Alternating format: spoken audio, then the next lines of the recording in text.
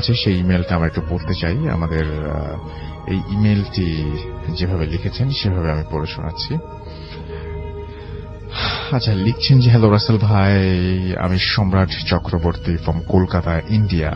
আমি বিজনেসম্যান, আমার রেস্টুরেন্টের ব্যবসা কলকাতায়, and I am a part time paranormal researcher. এসব ভালো লাগে, ভূত এফএম শুনি প্রায়, খুব ভালো লাগে। আজ আমি একটা স্টুডেন্ট লাইফের ঘটনা শেয়ার করছি, ভালো লাগলে পড়ে শোনাবেন। তখন রক্ত গরম, ভূত বা প্যারানর্মাল জিনিস খোঁজা বা তাদেরকে দেখবার ইচ্ছা ছিল প্রবল। ঘটনাটি 2016 সালের শেষের দিকে, নভেম্বর ডিসেম্বরের কোন একটি সময়। তখন শীত পড়েছিল প্রচুর কলকাতায়। কোন একদিন সন্ধ্যের দিকে আমি আর আমার বন্ধু শায়ন, পেশায় ফটোগ্রাফার, আর সৌরভ, সে স্টুডেন্ট, ঠিক করলাম যে অন্য কোনো দিনের মতো আজও যাব আর একটা সার্ভে করতে, মানে অন্য কোনো জগতের বাসিন্দাদের খোঁজার চেষ্টা করতে। তো তাদের কমিউনিকেট করার জন্য আমাদের প্রবল ইচ্ছা। তখন আমাদের বাড়ি থেকে 10 মিটার হাঁটা পথ এবং বাগমারি মুসলিম কবরস্থান। আমি সেখানে আগে 2-1 বার গেলেও ভেতরে যাইনি বেশি। যাই হোক, প্ল্যান মাফিক কাজ, কবরস্থান এবং তার গেটের সামনে আমরা তখন বিকেল 5:30। তিনজনেই প্রবেশ করলাম। গেটের গার্ড আঙ্কেল আমাকে চিনতেন ভালোভাবেই, তাকে হাসি মুখে ইশারায় সালাম জানাতেই সেও তাই করল। আমরা ভেতরের দিকে যাচ্ছি দেখে বাধা দিয়ে বলল, এখন তো সন্ধ্যা হতে চলল, ভেতরে যাস না?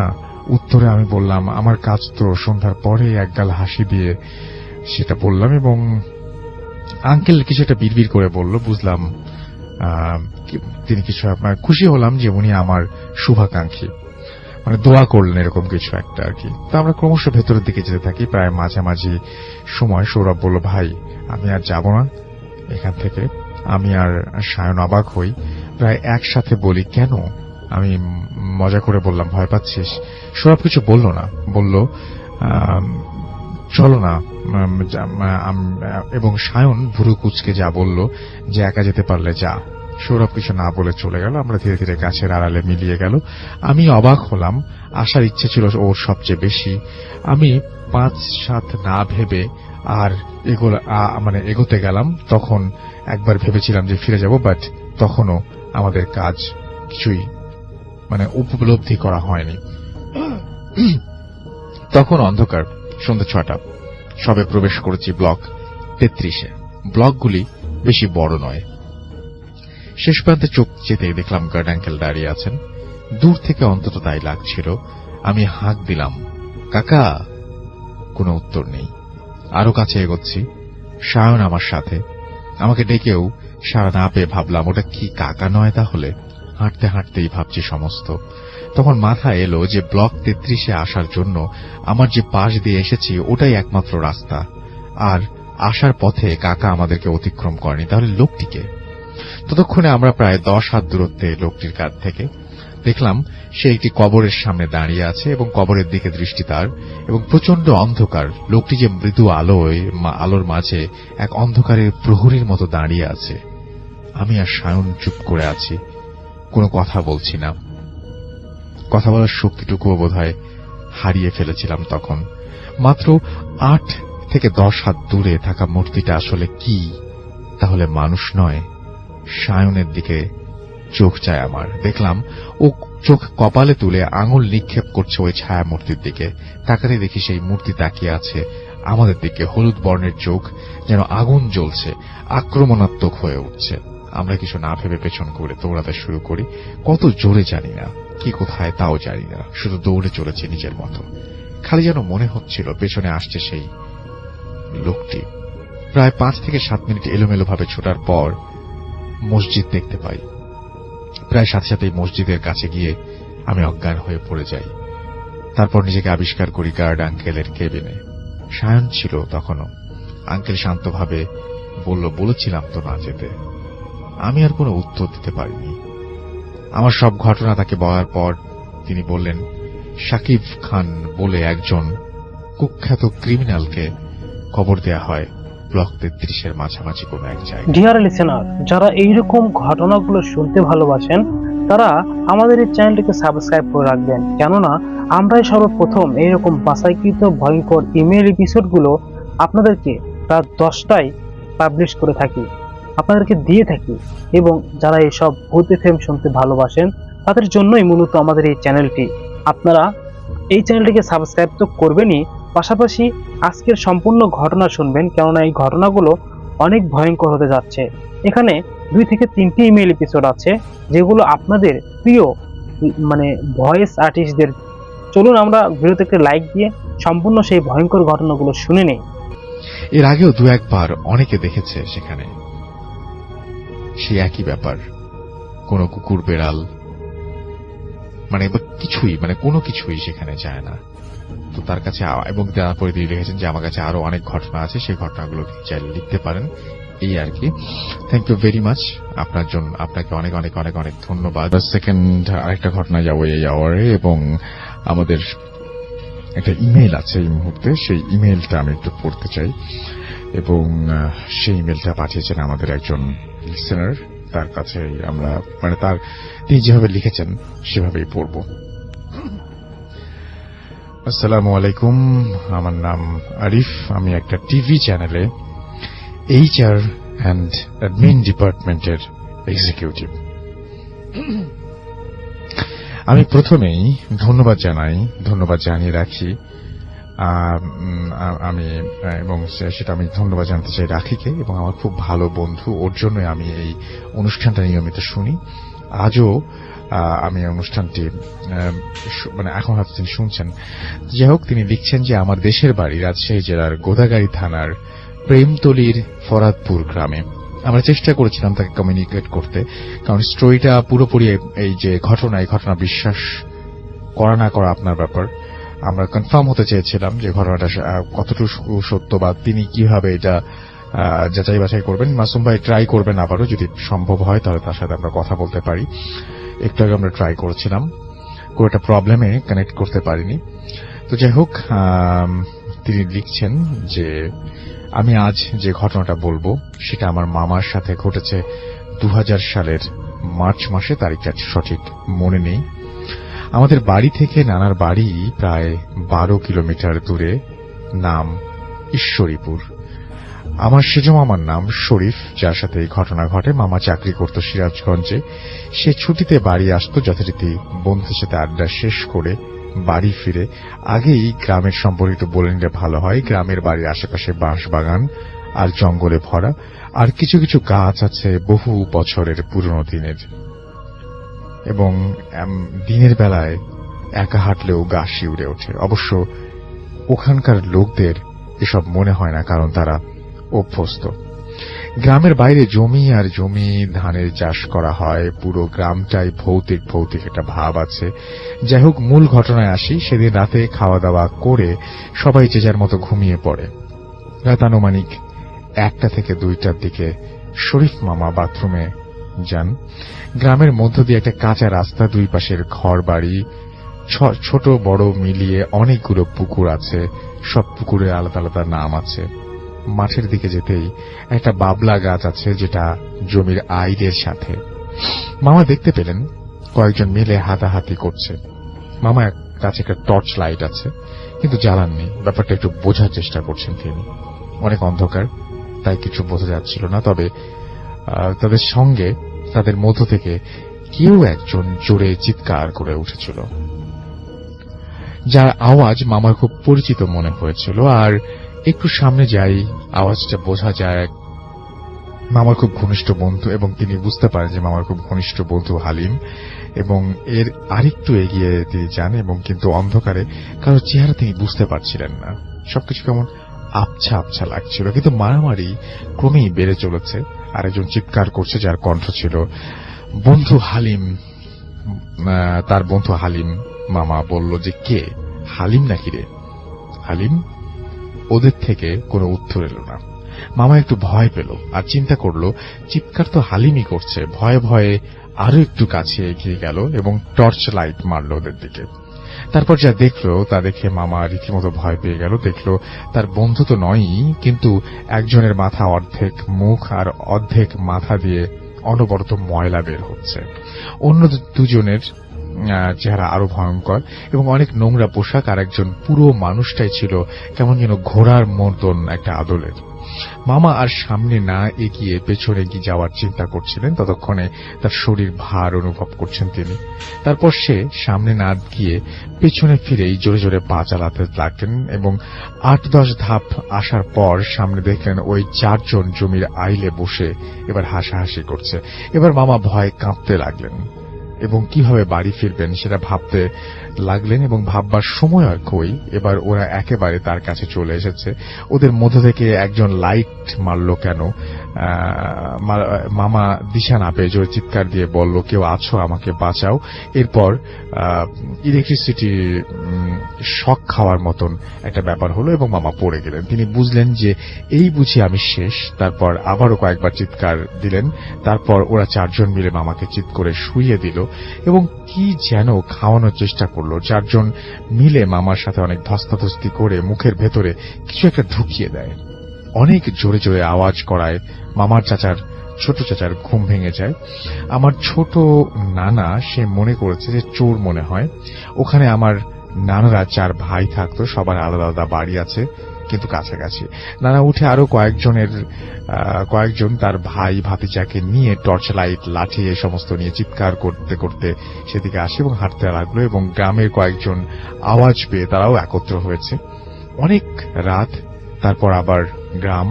আস্তে আস্তে সেই আওয়াজও অনেক দূর থেকে শোনা যায়। একটু পরে জোরে একটা আওয়াজ আসলো। আওয়াজটা হলো তারা যেদিকে যাচ্ছিল হাতের বাম পাশে কিছু জমির মাঝখানে। সবাই টর্চ জ্বালিয়ে দেখে, সেইখানে দৌড় দিল এবং দেখতে পেল যে কেউ একজন পড়ে আছে এবং কাতরাচ্ছে। সবাই মিলে যখন তার কাছে গেল, দেখল শরীফ পড়ে আছে, তার মুখ দিয়ে রক্ত বের হচ্ছে, কিন্তু আশেপাশে কেউ নেই। তাকে জিজ্ঞাসা করা হলো, কি হয়েছে তুই এখানে কিভাবে এলি? বলতে পারল না, তার জ্ঞানই ছিল না। কান্নাকাটির রোল পড়ে গেল। যাই হোক, তাকে সবাই মিলে বাড়ি নিয়ে আসা হলো এবং তার শরীরে অনেক ময়লা ছিল, পরিষ্কার করা হলো। কোনোভাবেই তার জ্ঞান আসছিল না। পরে রাতে তাকে মেডিকেলে নিয়ে যাওয়া হলো এবং উপায় না দেখে, যোগাযোগ ব্যবস্থা তখন খুব খারাপ ছিল। মামার ছোট চাচা নিজেও একজন কবিরাজ, সেও ভালো করে দেখলো এবং বলল যে মেডিকেলে নিয়ে লাভ নেই, অন্য উপায়ে চেষ্টা করতে হবে। একটু পরে ফজরের আজান হলো। নানা ঝাড় ফুঁক দিতে দিতে বেলা 11টার দিকে জ্ঞান আসলো, কিন্তু তিনি কোনো কথা বলতে পারছেন না, খেতে পারছেন না। আত্মীয় স্বজন সবাইকে খবর দেওয়া হয়েছে। আমি আম্মুকে নিয়ে সকালেই গিয়েছি সেখানে। এভাবে চলতে থাকে বেশ কিছুদিন। শুধু ফলের জুস ছাড়া আর কোনো কিছু খেতে পারতেন না। অনেক কবিরাজ দেখানো হলো, কোনো কাজ হলো না। সবাই বলল আমাদের সাধ্যের বাইরে। প্রতিদিন রাতে মামার বুকের সাথে 2 হাত চেপে ধরত আর মুখ দিয়ে রক্ত বের হতো। 2-3 জন লাগতো তার বুক থেকে হাত আলগা করার জন্য, আর রক্ত বের হতো এবং হাত যখন আলগা করা হতো তখন আর রক্ত বের হতো না। সে কোনোভাবেই বিছানা থেকে উঠতে পারত না। আরো কিছুদিন যাওয়ার পর মুখ দিয়ে রক্ত বের হওয়া বন্ধ হলো এবং একটু একটু হাঁটা শুরু করলো। একদিন বিকেলবেলা আমি মামাকে জিজ্ঞেস করলাম, মামা, আপনার সাথে কি হয়েছিল? মামা কোনোভাবেই কথা বলতে পারল না, শুধু নির্বাক চোখে আমার দিকে তাকিয়ে রইল। আমি বললাম, আপনি না বললে আমরা কিভাবে বুঝবো আপনার সাথে কি হয়েছিল? মামা ইশারায় কলম আর খাতা চাইলেন। তারপর তার সাথে ঘটে যাওয়া ঘটনাটা লিখে আমাকে জানালেন। তার আরো 15 দিন কেটে গেল। এখন এখানে সেখানে যেতে পারেন, ভারী খাবারও খেতে পারেন, কিন্তু কোনো কথা বলতে পারেন না। সেদিন শুক্রবার ছিল। ঈশ্বরীপুর মাঠে ফুটবল খেলা হচ্ছিল। সবাই খেলা দেখতে গিয়েছিল, মামাও খেলা দেখতে গিয়েছিলেন। খেলার এক পর্যায়ে মামাকে পাওয়া যাচ্ছিল না। যে জায়গায় বসে তিনি খেলা দেখছিলেন ওখানে তার স্যান্ডেল পড়ে আছে, কিন্তু মামা নেই। তারপর তাড়াতাড়ি করে সবাইকে জানিয়ে দেওয়া হলো এবং পরিচয় যারা পরিচিত আছে তারা সবাই খুঁজতে লাগলো। পুরো গ্রাম শেষ করে প্রখর রৌদ্র ছিল, সবাই ক্লান্ত, কিন্তু কোথাও পাওয়া গেল না। নানাদের বাড়ি থেকে 3-4 কিলোমিটার দূরে ফাঁকা মাঠের ভেতর পরিত্যক্ত একটা পুকুর পাড় ছিল। সেই পুকুর পাড়ে জঙ্গলে ভরা 3 জন আদিবাসী, যারা সাঁওতাল এবং তারা চাষ করছিলেন ওই সময়, তারা মামাকে চিনতে পারলেন এবং মামা পুকুরে পাড়ে পড়ে আছেন, শরীরে গোলাপ আর শাপলা ফুলের পাপড়িতে ভরা ছিল। তারা তিনজন কাঁধে করে নিয়ে আসেন বাড়িতে, এবং সেদিন রাতেই মামার ঘুমেই কাটলো। পরের দিন বিকেলে মামাকে জিজ্ঞাসা করলাম, আপনি ওখানে কিভাবে গেলেন? আবারও খাতা কলম নিয়ে আসা হলো, এবং আমি দেখতে পাই শুধু বাতাস অনুভব করছি, আর বিয়ের মতো বাজনা বাজছিল সবার সামনেই। আমি শূন্যের উপর ভাসতে লাগলাম। আমি এক হাত পা দিয়ে ইশারা করলাম, কেউ আমাকে দেখতে পেল না। তারপর আমাকে উড়িয়ে নিয়ে কোথাও গেল, এবং আমি বাসায় কিভাবে আসলাম কিছুই বুঝতে পারবো। এগুলো সব মামার কথা ছিল। এভাবে কেটে গেল আরো কিছুদিন। তারপর এক রাতে মামা একাই শুয়ে আছেন, এবং বাড়ির দরজা জানালা সবকিছু বন্ধ। রাত আনুমানিক 1টা থেকে 1:30 মতো বাজে। হঠাৎ করে জানালা খুলে গেল। মামা কথা বলতে পারত না বলে চিৎকার দিতে পারল না, ভয়ে দৌড় দিল দরজা খোলার জন্য। ঠিক তখনই আওয়াজ আসলো যে, যদি বাঁচতে চাস তাহলে আমার কথা শোন। মামা থামলো এবং জানালার পাশে গিয়ে তাকালো, এবং দেখলো যে বিশাল বড় বড় মুখ ভর্তি দাড়ি, সাদা পাঞ্জাবি পরা বিশাল দেহের এক দরবেশ দাঁড়িয়ে আছে।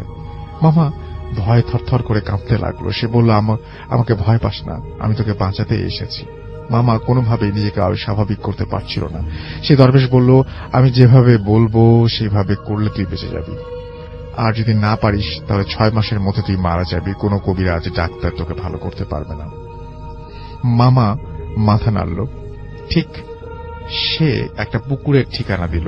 পুকুরের নাম বেদপুকুর। পুকুরের পাড়ে অনেক পুরনো গাছ আছে, বট গাছের মাঝখান দিয়ে তাল গাছ জোড়া লাগানো। ওইখানেই সেই দরবেশ থাকেন, এবং বললেন যে অবশ্যই রাতে যাবি বলে অদৃশ্য হয়ে গেলেন। তারপর থেকে মামার সেই জায়গায় প্রতিদিন যেতে লাগলেন, এবং সেই দরবেশ মামার সাথে দেখা করত। কিছুদিন যাওয়ার পর সে বলল, তোর গলায় ওর একটা গাছের শেকড় ঢুকিয়ে দিয়েছে। ওটা বের করতে না পারলে 6 মাসের মধ্যে তুই মারা যাবি।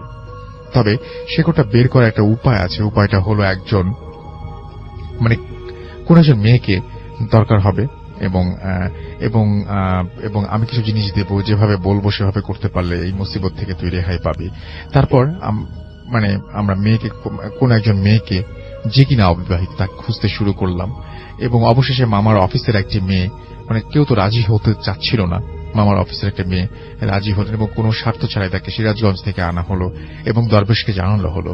2 দিন সময় নিল। 3য় দিন রাতে কিছু শেকড় ও চুল দিয়ে বালা তৈরি করে দিল। তারপর এই বালাটা সেই মামার বাম পায়ে বেঁধে রাখতে বলল 41 দিন।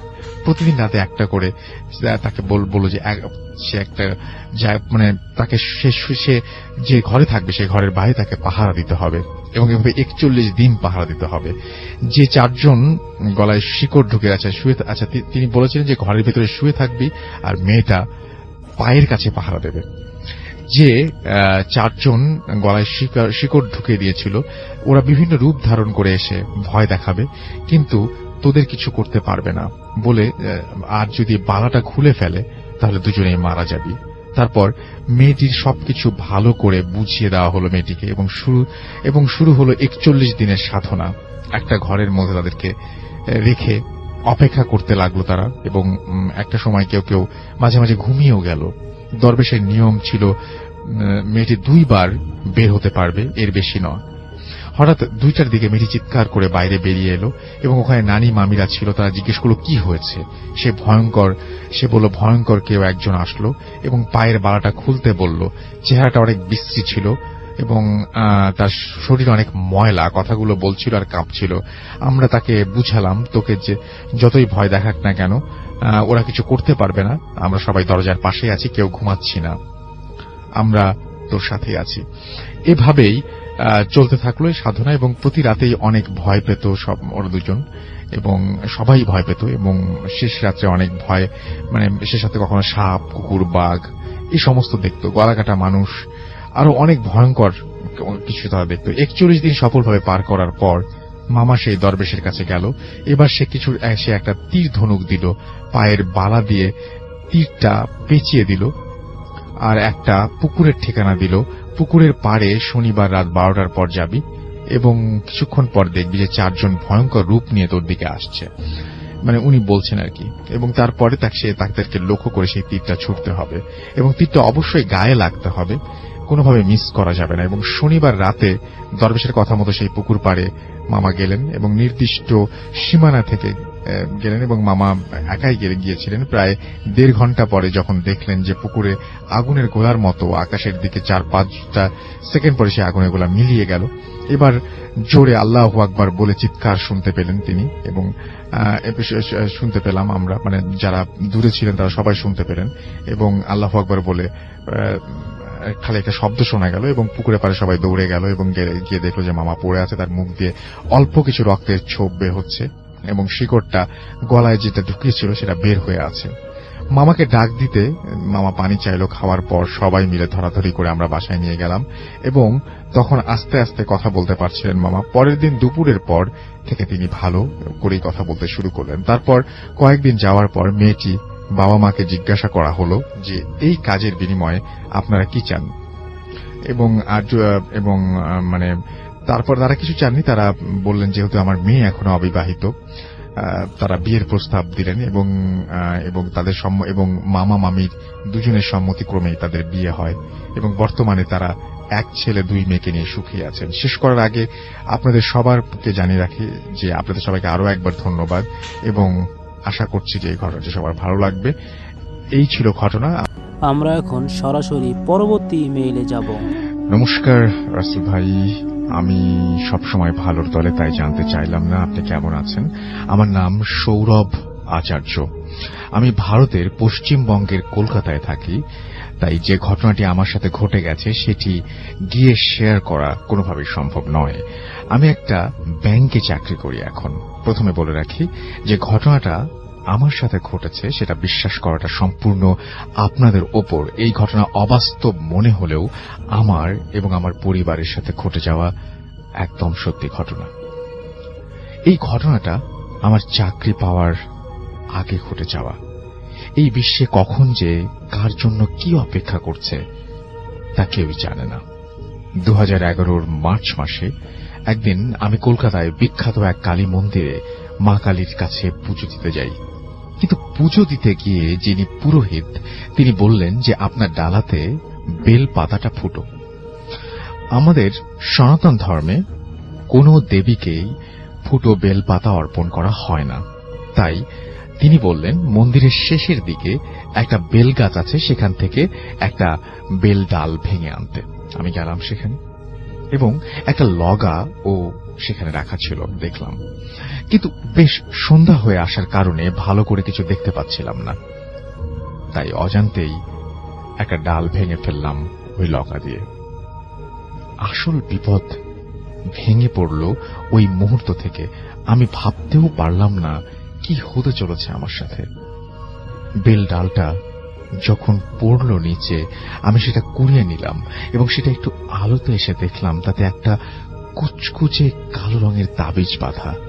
আমি ভাবলাম তাবিজ আবার কুচকুচে কালো হয় নাকি, কিন্তু পুজোয় বিলম্ব হবে দেখে আমি ভুল ভেবে ওই তাবিজটা খুলে ফেলে দিলাম। যেই মুহূর্তে আমি সেই তাবিজটা খুললাম সেই মুহূর্তে আমি একটা ইলেকট্রিক শক অনুভব করলাম। কি অদ্ভুত! সেটা হলো আমি কোনো কষ্ট অনুভব করলাম না ওই শকে। এরপর পুজো সুষ্ঠুভাবে সম্পূর্ণ করে আমি যখন মন্দিরের গণ্ডি পার হলাম আমার অদ্ভুত অনুভূতি হচ্ছিল আমি একা না, কেউ আমার সাথে আছে। তবুও আমি মনের ভুল ভেবে এগোতে থাকলাম। আমার বাড়ি পৌঁছতে হলে একটা মাঠ পেরোতে হবে। সেই মাঠ 5 মিনিট পর আমার বাড়ি। মাঠে এলাম, মাঠ তখন ফাঁকা। ঘড়িতে দেখলাম রাত 8টা বাজে। মাঠ পেরোনোর উদ্দেশ্যে রওনা হলাম। মাঠ পেরোতে 1 মিনিটও লাগে না, কিন্তু সেদিন অনেক সময় লাগছে। ভালো করে দেখলাম আমি মাঠের মাঝে এসে হাঁটছি, কিন্তু আগে এগোচ্ছি না। হঠাৎ মনে হলো পেছনে তাকাই, আর তাকিয়ে দেখলাম একটা ছায়া। তার হাত পা কিছু নাই, চোখের জায়গায় খুব লাল কিছু একটা। আমার বুঝতে বাকি রইল না যে আমার সাথে কি ঘটতে চলেছে। আমার শরীর ঘামতে শুরু করলো। আমি পেছনে তাকিয়ে দেখি ছায়ামূর্তিটির অবস্থান একই জায়গায়। কোনো পথ না দেখে আমি মনে ইষ্ট মন্ত্র জপ করতে লাগলাম। হঠাৎ পায়ে অদৃশ্য বাঁধন ছেড়ে গেল এবং আমি দৌড়তেই পেছনে তাকিয়ে দেখি ছায়ামূর্তি একই স্থানে দাঁড়িয়ে আছে। দৌড়াতে দৌড়াতে বাড়ি এসে কলিং বেল বাজিয়ে সেন্সলেস হয়ে যাই। পরদিন সকালে উঠে দেখি সবাই আমায় ঘিরে আছে। কি হয়েছে জানতে যাওয়ার পর সব ঘটনা খুলে বলি, কিন্তু সেই তাবিজটার ব্যাপারটা সবার মনে খটকা বাঁধিয়ে দেয়। তখন আমাকে এক ফকির বাবার কাছে নিয়ে যাওয়া হয়। আমি যখন সেই ফকির বাবার কাছে যাই, কিছু না শুনেই তিনি আমায় দেখে বললেন, এই জিনিস কোথা থেকে জুটল তোর কপালে? তখন তিনি আমাকে কিছু একটা বললেন, যেটা হচ্ছে আরবি ভাষায় কিছু একটা বলেছিলেন, এবং আমার দিকে ফু দিয়ে বললেন যে এবার গেছে, কিন্তু আবার আসবে। তখন আমার বাবা সেই ফকির বাবাকে বললেন, কি গেছে, কিসের কথা বলছেন আপনি? তখন তিনি বললেন, এক ছায়ামূর্তি আছে আমার সাথে, যা খালি চোখে আমরা দেখতে পাচ্ছি না। তখন আমার মুখে সব বিবৃতি শুনে তিনি বললেন, ওই তাবিজ কোনো সাধারণ তাবিজ নয়, ওই তাবিজের সাথে এক নৃশংস আত্মা বাঁধা ছিল, আর সে আমাকে মেরে ফেলবে, কারণ ওই আত্মার ধারণা আমার জন্যই নাকি তাকে ওখানে বন্দী থাকতে হয়েছে। তিনি বললেন, এই আত্মাকে বশ করা তার পক্ষেও নাকি সম্ভব না। তিনি এক জায়গায় এক ব্যক্তির নাম দিলেন এবং সেখানে গেলে উপায় হবে বলে দিলেন। বিশেষ কারণে ব্যক্তির নাম, কিন্তু নাম বলছি না এবং জায়গার নাম বলছি। জায়গাটি হল বীরভূম জেলার তারাপীঠ, এবং এটি একটি বিখ্যাত পীঠস্থান যেখানে অনেক অঘোর সম্প্রদায়ের মানুষ থাকে এবং সেখানে তন্ত্র সাধনায় সিদ্ধ অনেক মানুষ থাকে। আর যার সন্ধান সেই ফকির বাবা দেন, তিনি অঘোর সম্প্রদায়ের এক মানুষ। সেদিন যাওয়া হলো, কিন্তু সেদিন রাতে ঘটল এক ঘটনা। রাতে আমার সাথে আমার দাদা ছিল। আমার যাতে কোনো ক্ষতি না হয়, সেই আত্মা যেন কোনো ক্ষতি করতে না পারে এই জন্য। কিন্তু বাবা মাকে ডাকলাম। বাবা এসে ইষ্ট মন্ত্র জপ করে কানের মধ্যে 3 বার ফুঁ দিল এবং দাদা উঠে গিয়ে বলল, স্বপ্নে নাকি এক ছায়ামূর্তি ওর গলা চেপে ধরেছিল। সব শুনে বুঝতে বাকি রইল না যে আমার সাথে সেই ছায়ামূর্তি আমার পরিবারেরও ক্ষতি করতে পারে। ভয় পেয়ে গিয়ে সবাই সেই রাত 3টা জেগেই কাটালাম। পরদিন ভোরবেলায় আবার বেরিয়ে পড়লাম সেই তারাপীঠের উদ্দেশ্যে। তখন যখন পৌঁছালাম, সেই ব্যক্তিকে খুঁজে পেতে কোনো অসুবিধা হল না।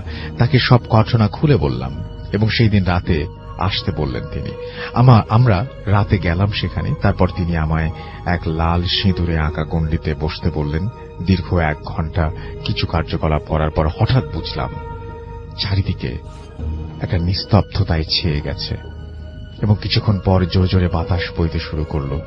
হঠাৎ সবাই দেখলাম সব থেমে গেল এবং আরেকটা ছায়ামূর্তি সেই ব্যক্তির পাশে আঁকা অন্য এক গণ্ডিতে এসে স্থির হল এবং তার সেই লাল চোখ যেন আজ আরো ভয়াবহ, যেন আগুন জ্বলছে সেই চোখে এবং তীব্র এক প্রতিহিংসা আমার ওপর। সেই সাধু তাকে মন্ত্র বলে একটা কাচের শিশিতে বন্দী করে বললেন, এই আত্মা এখন বন্দী, এ আর কারো ক্ষতি করতে পারবে না। সেই কাচের শিশিটা সেই সাধু কি করলেন জানি না। ঈশ্বরের আশীর্বাদে আমি ভালো আছি। এই ছিল আমার ঘটনা, আমার সাথে ঘটে যাওয়া ঘটনা এবং আমার পরিবারের আমার প্রত্যক্ষ করা এক ভয়ানক ঘটনা। ভালো থাকবেন, আর যদি এই ঘটনা ভালো লাগে পড়ে শোনাবেন, খুব ভালো লাগবে। আপনাকে অনেক ধন্যবাদ আপনার ঘটনার জন্য। আমরা পরবর্তী ঘটনা যাব এবং এটা একটা ইমেইল, আমরা ইমেইলটা পড়তে চাই। আশা করছি আপনাদের এটা সবার ভালো লাগবে। ইমেইলটা আমাদের একজন লিসেনার আমাদেরকে পাঠিয়েছেন, যেভাবে লিখেছেন সেভাবে পড়ছি। হ্যালো রাসেল ভাইয়া, আশা করি ভালো আছেন। আমার নাম সাজিদ হাসান শাফিন। আমার আর 2 বন্ধু তাইয়ব এবং তাহসিন, আমরা 3 জন মিলে মেহেরপুর জেলায় একটা একটা টিম খুলেছি এবং আমাদের জেলাতে আমাদের বিভিন্ন জায়গা থেকে আমাদের কাজ ভূত এফএমের ঘটনা কালেক্ট করে এবং ভূতের ফিল্মের আজকে তিনি একটা ঘটনা শেয়ার করছেন এবং আশা করছি সেটা সবার ভালো লাগবে। ঘটনাটি আজ থেকে 30 বছর আগের মেহেরপুর জেলা শহর থেকে মুজিবনগর যাওয়ার রোডে কোর্ট ছাড়িয়ে কিছু দূর শ্মশানের কাছাকাছি প্রায় একটি বাড়ি আছে, বেশ পুরনো আমলের বাড়ি। চারিপাশ বাঁশঝাড় ও বন জঙ্গলে ভরপুর। বাড়ির মালিকের নাম খালিদ শরীফ। বাবা মার একমাত্র সন্তান। ছোটবেলা থেকেই সে প্যারানরমাল বিষয়ের সাথে অভ্যস্ত, যেমন ছাদে কারো হাঁটার শব্দ কিংবা মধ্যরাতে তার নাম ধরে ডাকার শব্দ। খালিদ, ও খালিদ। বড় হয়ে সে এগুলোকে পাত্তা দিত না। কিন্তু তার লাইফের সবচেয়ে ভয়ঙ্কর ঘটনা ঘটে যখন তার বয়স 25 বছর পূর্ণ হতে যাবে তখন। তো ওই সময়ে রোজার ঈদ বেশ হাসি খুশিতেই বাড়ি আসে, কারণ ঈদের পরের দিনই তার 25তম জন্মদিন ছিল। সে ভেবেছিল এটাতে একটু সেলিব্রেট করা যায় কিনা, কিন্তু ঘটনা ঘটতে থাকে ঈদের দিন রাত থেকেই। ঈদের দিন সারা বিকেল বন্ধুদের সাথে ঘোরাঘুরি করে সন্ধ্যার একটু পর বাড়ির পথে রওনা দিল। বাড়ি থেকে 50 মিটার দূরে শ্মশানের শেষ মাথায় আসতে সে শুনতে পায় কে যেন তার নাম ধরে ডাকছে। সে পেছন ফিরে কাউকেই খুঁজে পায় না। বিষয়টা তার কাছে ভৌতিক মনে হওয়ায় সে দ্রুত বাড়ি ফিরতে থাকে। পথে তার আর কিছুই ঘটেনি, ফলে এই ব্যাপারে সবকিছু সে ভুলে যায়। রাতে ভাত খেয়ে খালিদ ঘুমোতে চলে যায় আর ভাবতে থাকে, কাল বাদে পরশুদিন তো বার্থডে, কি করা যায়। এই ভাবতে ভাবতে সে 12টা নাগাদ ঘুমিয়ে পড়ে। রাত প্রায় 1:45 তার ঘুম ভাঙলে সে যেটা দেখে তা দেখার জন্য সে প্রস্তুত ছিল না। দেখতে পায় খাট থেকে কমপক্ষে 2 ফুট উচ্চতায় ভাসছে সে নিজে, এবং ঘরের কোনায় একটা ব্ল্যাক শ্যাডো দাঁড়িয়ে আছে। এতে একটু একটু করে বেশ ভয় পেয়ে যায় সে দ্রুত দোয়া-দরুদ পড়তে থাকে। একটু পরে ব্ল্যাক শ্যাডোটা তার কাছে আসতে থাকে এবং খাটের একেবারে কোনায় এসে দাঁড়ায়। ব্ল্যাক শ্যাডোটা দিকে তাকিয়ে বিচ্ছিরিভাবে হাসে এবং হঠাৎ করে সেটি হারিয়ে যায়। ব্ল্যাক শ্যাডোটা হারিয়ে যাওয়ার সাথে একদম প্রায় সাথে সাথেই সে খাটের উপরে ধপাস করে পড়ে যায়। খাটের উপর থেকে পড়ে গিয়ে সে সেন্সলেস হয়ে যায়। ভোরে ফজরের আজানের সময় তার সেন্স আসে এবং সেন্স ফিরে সে নিজেকে শ্মশানে আবিষ্কার করে। সে নিজেকে কোনো মতে সামলে নিয়ে বাড়ি ফিরে ঘটনাটি সে কাউকে জানায়নি। সে একজন ভালো কবিরাজকে চিনত। কবিরাজের কাছে গেলেন। কবিরাজ তাকে একটা কাগজে কিছু লিখে দেয় এবং বলে, রাত প্রায় 2:45টার সময় একটা গাড়ি আসবে যা কয়টি শেয়াল টেনে আনবে। তবে ভয় পাওয়ার কিছু নেই, এই চিঠিটি ওই গাড়ির ভেতরে ফেলে দিতে হবে, আর কোনো মতেই এই কাগজটা খুলে পড়া যাবে না। তারপর ভোরে একটা টিকটিকি তোমার দরজার সামনে পড়ে থাকবে। সেই টিকটিকিটিকে শ্মশানের একটা কোনায় মাটি চাপা দিয়ে আসতে হবে। খালিদ কবিরাজের কথা মতো রাত 2:45টার আগে তার আগে থেকে দাঁড়িয়ে অপেক্ষা করতে থাকে।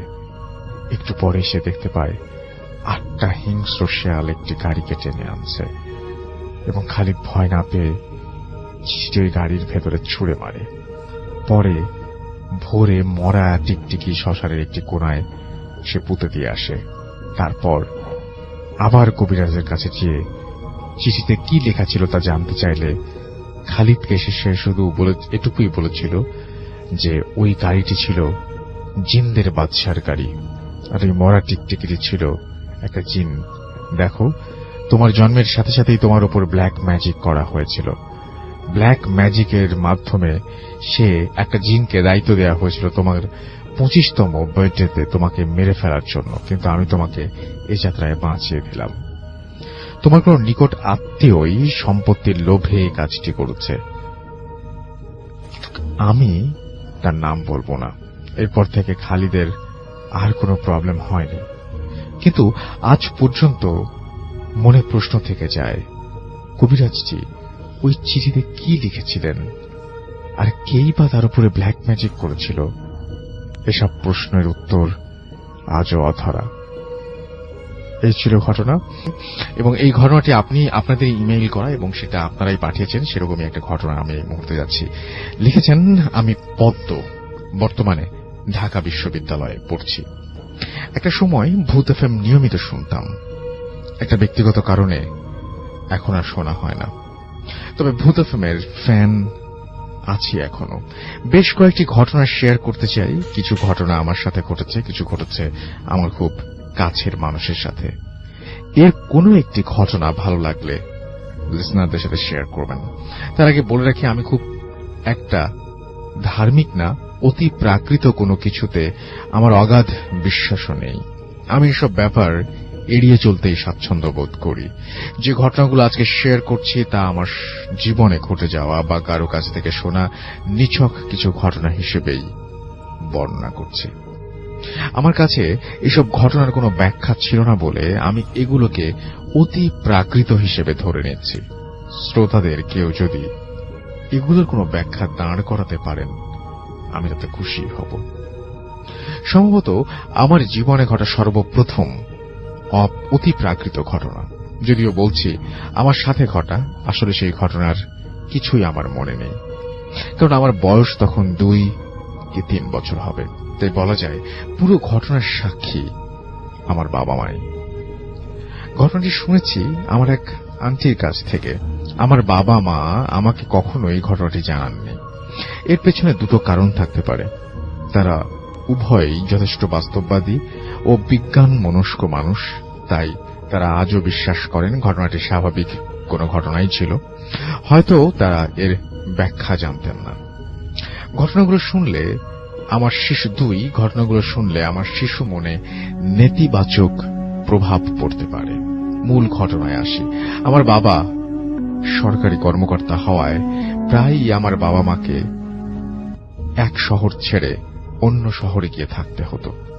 ওই সময়টায় তারা ছিলেন ময়মনসিংহ শহরটা ছিল তাদের কাছে নতুন।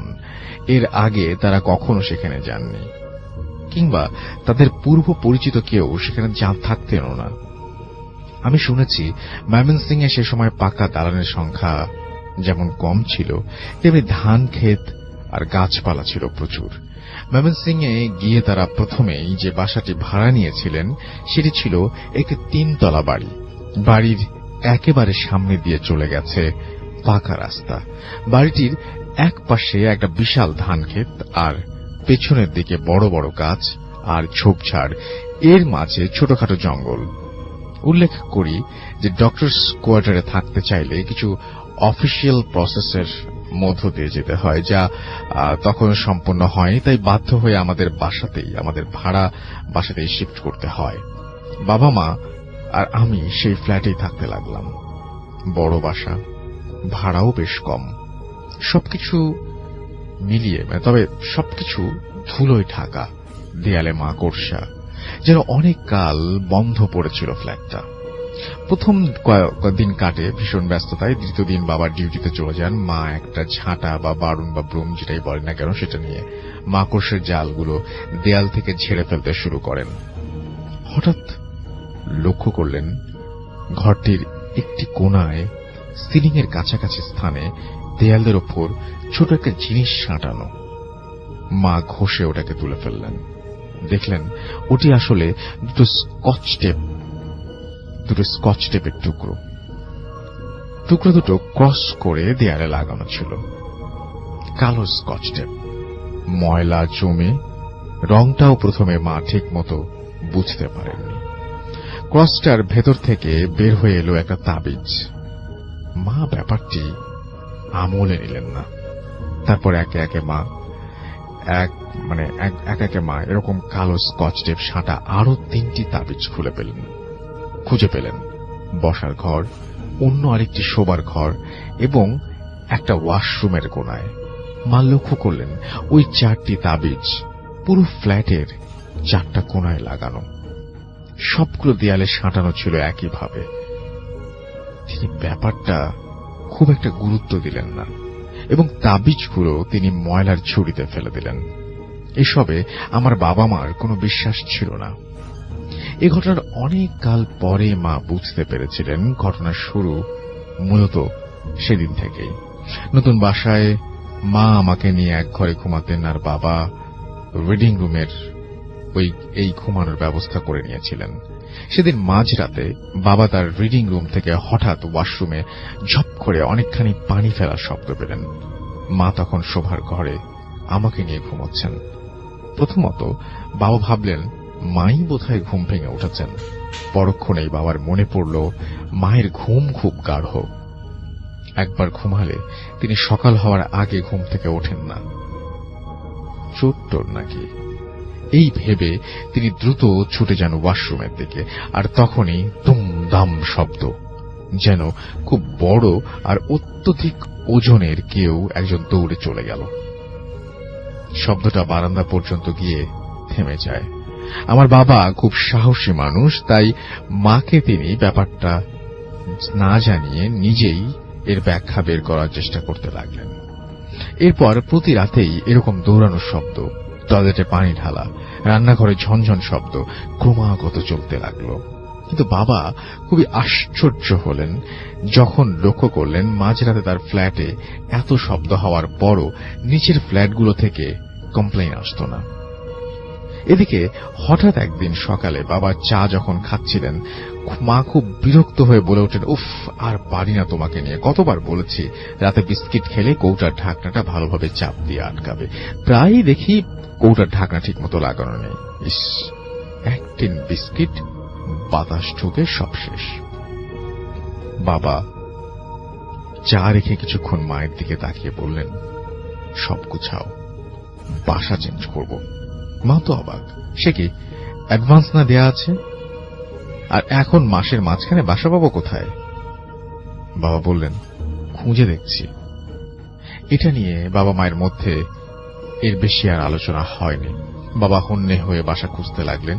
এদিকে একদিন রাতে আমি আর মা মশারি টাঙিয়ে যখন ঘুমাচ্ছিলাম, হঠাৎ আমার বাবার ঘুম ভেঙে যায়। আমি দেখতে পাই বাবা আমাদের খাটের পাশে দাঁড়িয়ে আছেন। গায়ে জামা নেই, লুঙ্গি পরা, এক হাতে আমার স্কুল ব্যাগ, যেটি আমি ঢাকায় থাকাকালীন সময়ে আমার নার্সারি স্কুলে নিয়ে যেতাম। এই নার্সারি স্কুলে নিয়ে যেতাম, আর অন্য হাতে আমার পানির পথ। বাবা হাত পা চারিদিকে মেলে দাঁড়িয়ে আছেন, সিলিং এর দিকে মুখ করে। আবছা আলোয় তাই দেখছিলাম আমি, এবং প্রচন্ড ভয় করতে লাগলো। মাকে ডাকবো না, খাট থেকে নেমে গিয়ে বাবার কাছে গিয়ে জিজ্ঞেস করব বাবা কি চায়, বুঝতে পারছি না। আমি মশারিটা তুলতেই হঠাৎ মা আমার হাত চেপে ধরে আমাকে দেয়ালের সাইডে নিয়ে নিজে আমার পাশটাতে দেয়ালের দিকে মুখ করে শুয়ে আমাকে কোলের মধ্যে চেপে ধরে রাখেন এবং বিড়বিড় করে কি যেন বলতে লাগেন। আমার প্রশ্ন হল, তাহলে মাও কি দেখেছেন জিনিসটা?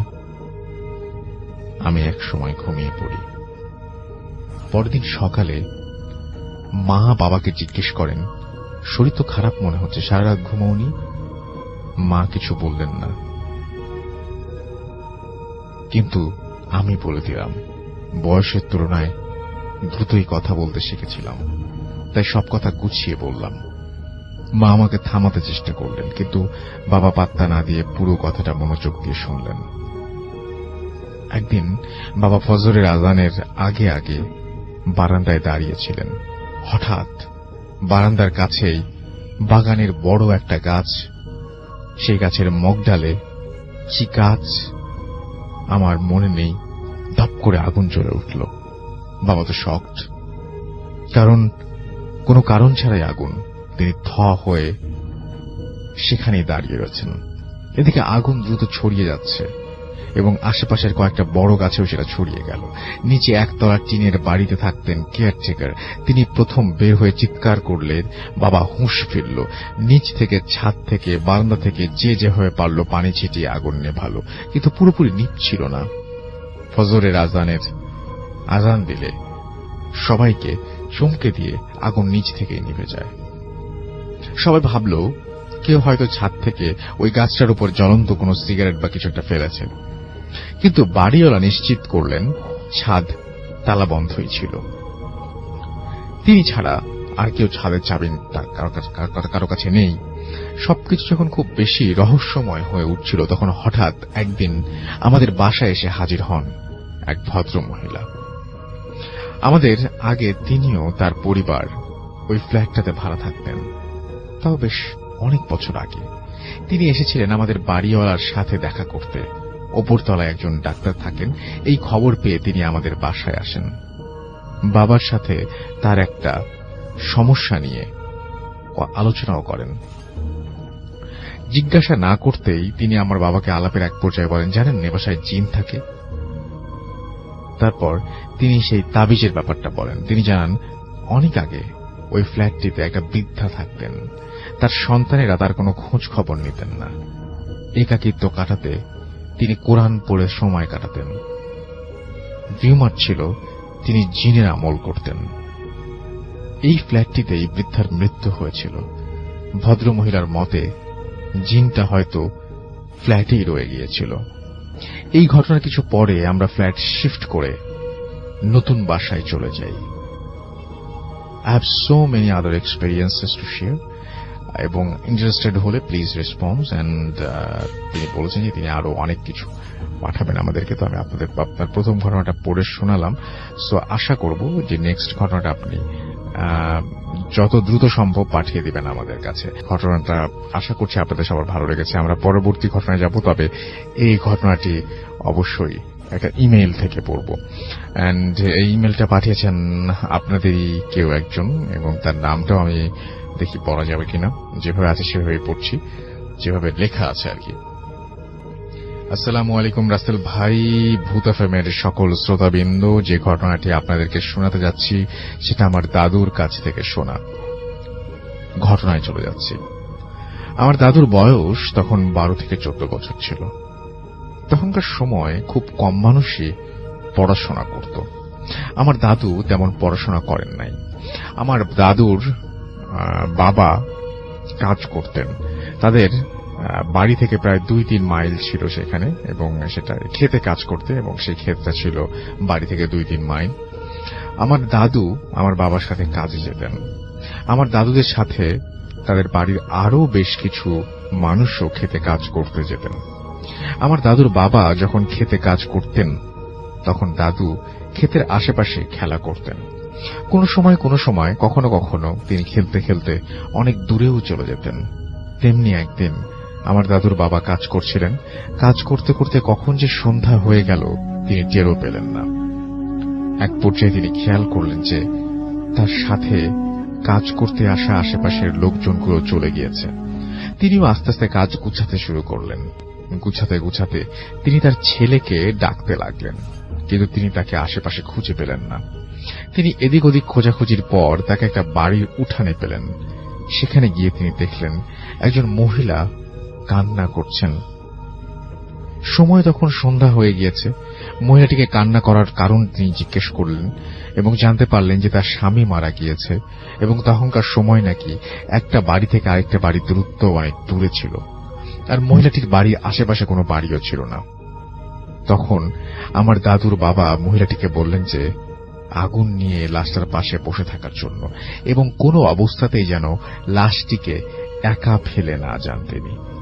এই বলে আমার দাদুর বাবা এবং আমার দাদু তাদের বাড়ি থেকে চলে আসলেন অন্যান্য লোকদের ডেকে আনার জন্য। আসল ঘটনাটা ঘটল ওনাদের চলে আসার পর। মহিলাটি হ্যারিকেন নিয়ে বসেছিলেন। হঠাৎ তিনি একজন লোকের আওয়াজ শুনতে পেলেন। তিনি জিজ্ঞাসা করলেন কে। লোকটি বলল, একজন লোক রাস্তায় যাওয়ার সময় ওনাকে বলেছেন যে এখানে একজন লোক মারা গিয়েছে, তাই তিনি সাহায্য করার জন্য এসেছেন। লোকটি মহিলাকে বললেন উনি যেন অন্য রুমে গিয়ে বসেন। মহিলাটিও অন্য রুমে গিয়ে বসলেন। কিছুক্ষণ পর মারা যাওয়া লোকটির রুমে রাখা ছিল যে রুমে, সেই রুম থেকে হঠাৎ করে অন্যরকম আওয়াজ আসতে শুরু করল। কেমন যেন হাড় ভাঙার মতো একটা আওয়াজ। মহিলাটি ভয় পেয়ে গেলেন। তিনি বেড়ার ফাঁক দিয়ে কি হচ্ছে দেখার জন্য ওই ঘরে গেলেন, দেখার চেষ্টা করলেন। তখন তিনি দেখলেন যে লোকটি সাহায্য করতে এসেছিল তার সারা শরীরে শুধু চোখ। একটি মানুষ, তার সারা শরীরে চোখ। এই দৃশ্যটি দেখে তিনি প্রচন্ড ভয় পেয়ে যান। ভয়ে তিনি বাইরে চলে আসেন এবং চিৎকার করতে শুরু করলেন। আল্লাহর অসীম রহমত ততক্ষণ আমার দাদুর বাবাও আরো কিছু লোক নিয়ে চলে এসেছেন। তারা মহিলাটির আওয়াজ শুনে এক প্রকার দৌড়ে তাড়াতাড়ি মহিলাটির কাছে এসে জিজ্ঞাসা করলেন কি হয়েছে। তখন মহিলাটি বললেন তিনি যাওয়ার পর একজন লোক এসেছিল তার কাছে এবং পুরো ঘটনাটি তিনি বললেন এবং তিনি বললেন যে কি কি ঘটেছিল। যাই হোক, আমার এবং তিনি সেই ঘটনাটি বলার পরে তিনি বলেন সবাই সে তাকে খুঁজতে গেল এবং গিয়ে দেখলো যে ওইখানে কেউ নেই, লাশটি অর্ধেক নেই, মাথা বুক পর্যন্ত আছে। এই দৃশ্যটি দেখে সবাই ভয় পেয়ে যান এবং এরপর সিদ্ধান্ত হলো যে লাশটিকে এখনই কবর দেওয়া হবে। এই ছিল ঘটনা। ভালো লাগলে পড়ে শোনাবেন, এটাই তিনি লিখেছেন। Thank you very much. আপনার ঘটনার জন্য আপনাকে অসংখ্য ধন্যবাদ। এবং এই মুহূর্তে আমি আপনাদের নিয়ে যাচ্ছি আরো একটি ঘটনা। এটা একটা আপনাদেরই পাঠানো ঘটনা এবং সেই ঘটনাটি আমি একটু পড়ে শোনাবো আপনাদেরকে।